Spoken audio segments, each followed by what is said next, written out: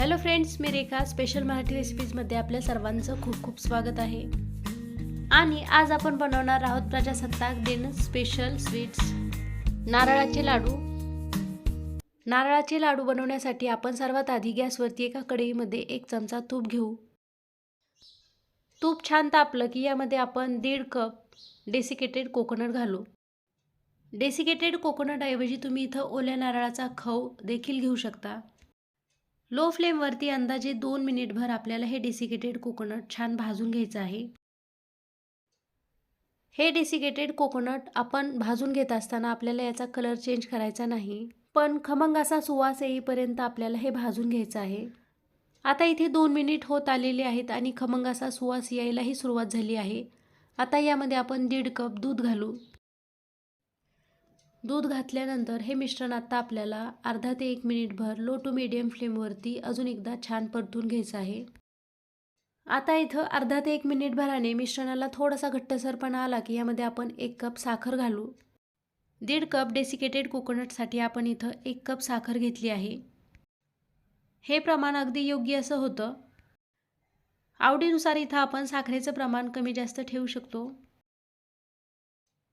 मिश्रणामध्ये साखर छान मेल्ट झाली की यामध्ये आपण अर्धा कप मिल्क पावडर घालू.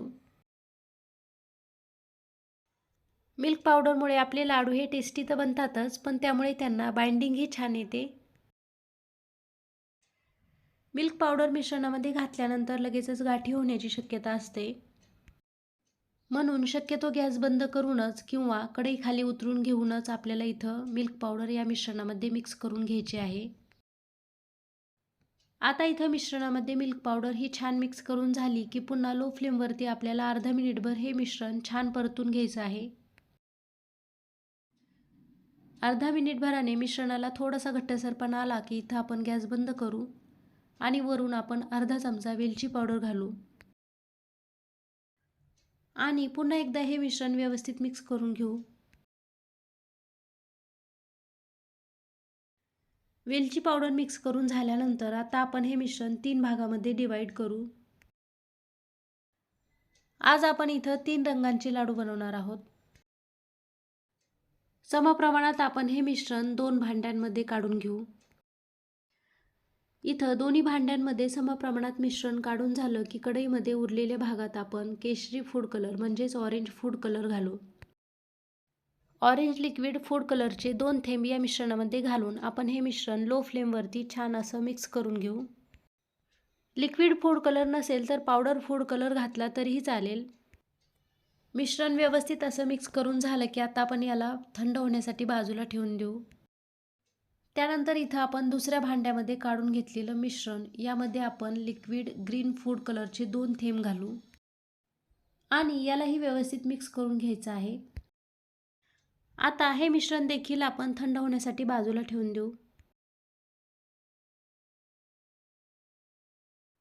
आणि इथं आपलं लाडवाचं मिश्रण हे छान थंड झालेलं आहे. आता आपण लाडू बनवायला घेऊ.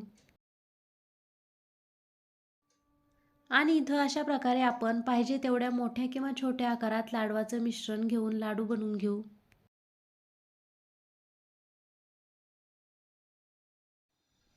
आणि इथं आपला पहिला लाडू बनवून झाला की आपण हा लाडू डेसिकेटेड कोकोनटमध्ये थोडासा घोळून घेऊ. अशा गार्निशिंगमुळे लाडू दिसायला अगदी सुंदर दिसतात. किंवा आपण इथं ड्रायफ्रुट्सचा देखील उपयोग करू शकतो. डेसिकेटेड कोकोनटमध्ये लाडू घोळून झाल्यानंतर इथं आपला पहिला लाडू तयार आहे.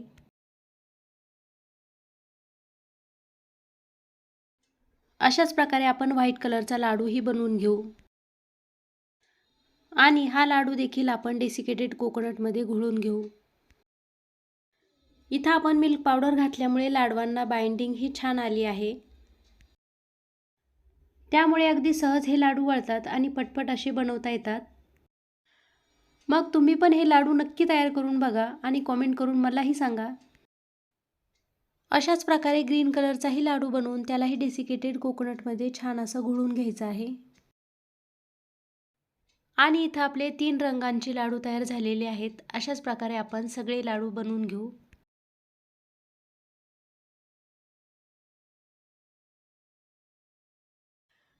आणि इथं टेस्टी अशी नारळाची लाडू तयार आहेत। मग माझी ही आजची रेसिपी तुम्हाला आवडली असेल तर व्हिडिओला लाईक, चॅनलला सबस्क्राईब आणि शेअर करायला विसरू नका। आणि हो, बाजूलाच असलेल्या बेल आयकॉनही नक्की दाबा, जेणेकरून माझ्या प्रत्येक व्हिडिओचं नोटिफिकेशन तुम्हाला सगळ्यात आधी मिळेल। पुन्हा भेटूयात पुढच्या रेसिपीसह, तोपर्यंत नमस्कार।